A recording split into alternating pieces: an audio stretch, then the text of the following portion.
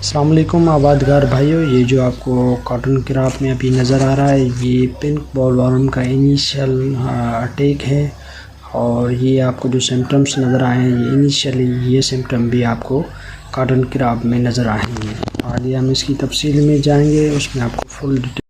अस्सलाम वालेकुम आबादगार भाइयों, आज हम फिर कॉटन की फील्ड में आए हैं क्योंकि ये मिरपुर खास और सांगड़ का एरिया है। यहाँ पे मेन जो हमारी क्राप है वो कैश क्राप कॉटन लगाई जाती है। हम इस सिलसिले में आपको वक्तन आगाही देते रहते हैं। आज हम जो आए हुए हैं वो एक बहुत ही अहम इशू या बहुत ही अहम जो टॉपिक है उस हवाले से आए हुए हैं। यहाँ पे अगर मैं इस एरिया की बात करूँ कि यहाँ पे 2 बारिशें हो चुकी हैं। पहली 30 मई 2023 को और दूसरी जो बारिश हुई है वो 15/6 या 15 जून 2023 में हुई है। उसमें कुछ हल्के ओले भी पड़े हैं और कहीं पे ज़्यादा बड़े साइज़ के भी ओले पड़े हैं।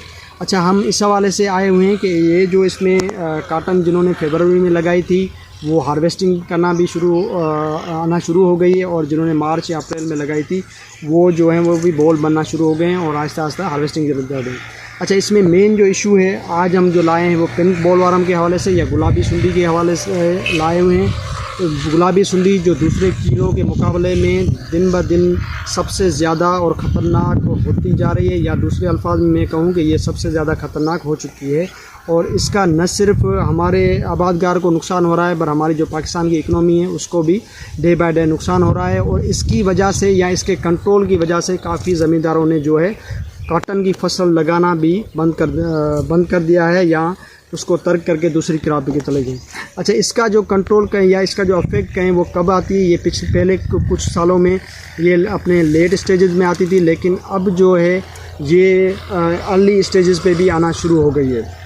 इसका जो फेवरेबल टाइम है वो है रेनी मौसम, जब बादल हों या जब बारिश पड़ी हो तो ये इसके लिए फेवरेबल इन्वायरमेंट बन जाता है। जैसे कि हमारे यहाँ एरिया में मई और जून में बारिशें आई हैं, उसकी वजह से इसका जो अटैक है या अंडे, इसकी मादा जो है अंडा देना शुरू हो गई है। और आप अगर इसके जो परवाने होते हैं वो शाम के टाइम में ये फ्लावर जो हैं इसके निचले हिस्से में अंडे देते हैं, और ये अंडों से 3 से 7 दिन में इसके जो लार्वा है या इसके बच्चे जो है वो आ जाते हैं। अच्छा, वो बच्चे जो होते हैं वो पहले सफ़ेद कलर के होते हैं, और जब ये अपने बच्चे निकलना शुरू हो जाते हैं तो ये कच्चा जो इसमें बॉल बना होता है उसमें विदिन 2 घंटे में सुराख करके वो उसमें घुस जाते हैं। तो अगर वो बॉल में अंदर चले जाते हैं तो उसके बाद इसको कंट्रोल करना तकरीबन नामुमकिन होता है, या आज तक अभी कोई ऐसी पेस्टिसाइड नहीं आई जो उसको कंट्रोल कर सके। हमें इन 2 ही घंटों में इसको स्प्रे करके कंट्रोल करना है। अच्छा, इसके अलावा जब इसकी पॉपुलेशन बढ़ जाती है तो फिर ये न सिर्फ अंडों पे ना सिर्फ ये फ्लावर पे बल्कि कच्चे जो बॉल होते हैं उन पे या लीव्स पे भी अंडे देना शुरू कर देती है। इसके अंडों की बात करें तो इसकी एक मादा 100 से 250 तक अंडे देने की गुंजाइश रखती है या अंडे देती है। अब बच्चे होते हैं वो जब ये अपने बॉल में घुस जाते हैं और खाना शुरू करते हैं तो पहले ये वाइट कलर के होते हैं, उसके बाद ये जैसे ही अपना बॉल को खाते जाएंगे तो ये इसका कलर जो है वो वाइट से पिंक में चला जाएगा। इसके लिए इसको गुलाबी सुंडी या पिंक बॉलवर्म कहा जाता है। अब जब ये फूल में चली जाएगी तो फिर ये फूल को बंद कर देगी, रोज़ सेट या इसको हम कहें कि मांधानी नुमा बना देगी, और उसके बाद ये फूल जो है प्रॉपर तरीके से अपना नहीं खिलेगा।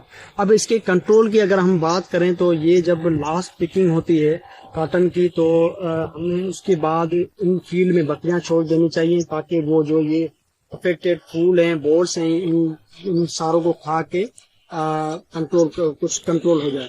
उसके बाद जो लकड़ियां हैं उनको काट के जला देना चाहिए। और दूसरी बात ये कि इस कोशिश ये करनी चाहिए कि जो पिंक बॉलवर्म अफेक्टेड बीज है वो कभी भी इस्तेमाल नहीं करना चाहिए, उससे मोहतात रहना चाहिए और देख के फिर इस्तेमाल करना चाहिए, क्योंकि उसकी जो बेसिक जो है वो समझो बीज से या इसका जो आना है वो शुरू होता है। अगर इसके हम केमिकल कंट्रोल की बात करें तो उसमें अरिस्टा कंपनी की रेडिएंट आती है जिसमें एक्टिव इंग्रेडिएंट स्पेंटोराम होता है।